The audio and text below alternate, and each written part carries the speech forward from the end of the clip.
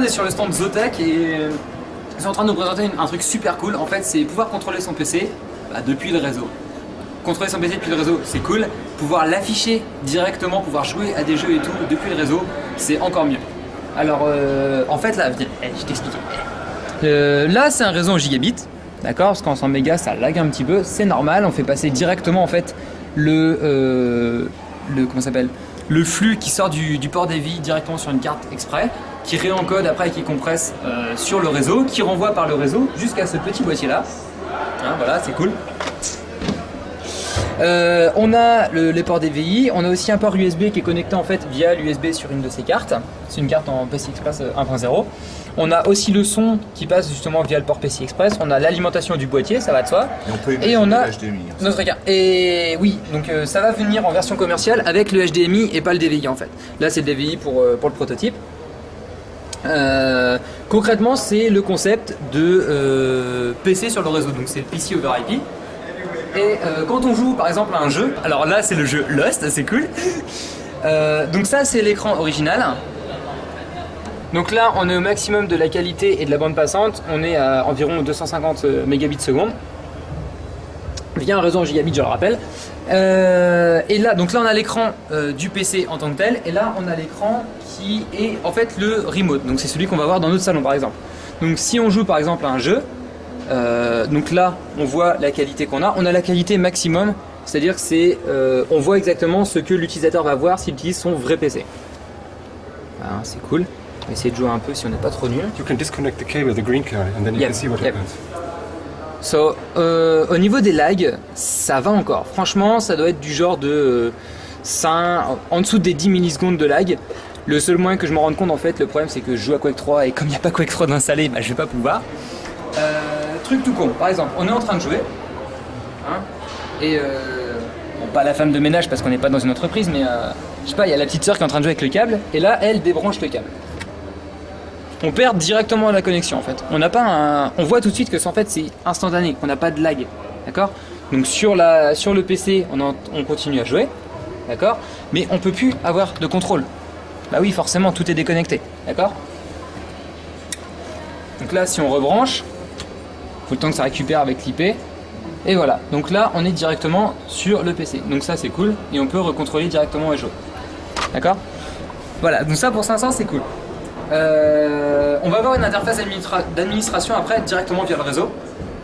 Donc c'est un peu comme configurer sa Freebox en fait chez soi. Vous pouvez configurer la bande passante que ça va utiliser au maximum, les choses comme ça. Régler la qualité. Donc par exemple vous êtes sur là c'est un réseau gigabit et vous êtes sur un réseau 100 mégas. Truc tout con, connecté à votre Freebox, votre Livebox, votre Netbox, des choses comme ça. Et ben là vous réglez genre ah ben non je veux que ça prenne que 10 mégas sur le réseau. Bah vous pouvez, en fait vous allez dégrader la qualité et garder la résolution, et ça va être comme mater un vieux DivX screener que vous avez chopé sur Emule à l'arrache. Donc voilà, là on a défini en fait nos options sur le minimum. Donc la résolution c'est du 2500 par des brouettes, donc c'est assez énorme. Donc forcément là ça va laguer, on est dans un jeu, ok? Donc par exemple pour un jeu c'est pas intéressant. Donc, on a vu tout à l'heure comment jouer à un jeu, on a vu que ça laguait avec des settings un petit peu à l'arrache. Viens voir au niveau, donc ça c'est l'écran d'origine, d'accord? Ok, donc c'est la qualité va être un peu dégradée par le réglage YouTube, mais bon c'est pas grave. Et là viens voir, en fait sur cet écran là, on a la version en fait via le réseau, par un réseau à 30 mégabits seconde. D'accord? It's 30 megabits second. Yep. Ok, à 30 mégabits seconde. Avec la qualité d'origine. It's the original quality, right? Yes, should have okay. reduced the quality.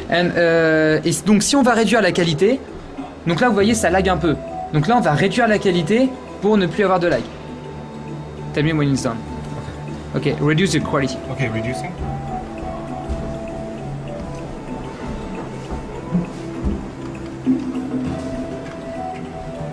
Là, on réduit la qualité à genre 20%. Hop, on applique le settings. Ok. Ok, donc maintenant en fait quand on regarde la vidéo est fluide. Et le truc tout con, c'est quasiment aussi fluide que sur le PC d'origine, on est d'accord? Là on est sur un réseau qui est limité à 30 mégabits seconde. Le truc qu'il y a, c'est comme si en fait on matait un DivX. Vous avez tous déjà sûrement téléchargé un DivX sur le net. Quand vous mettez un screener, la qualité est pire que ça d'ailleurs. Donc ça c'est l'écran original et ça c'est l'écran modifié. Donc plus basse qualité et sur un réseau limité à 30 Mbps.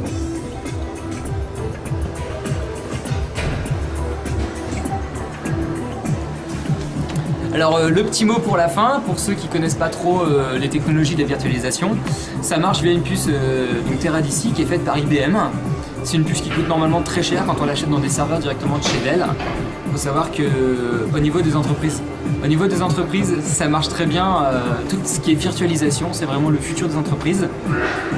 Vous pouvez retrouver toutes ces infos là sur labovirtualisation.com.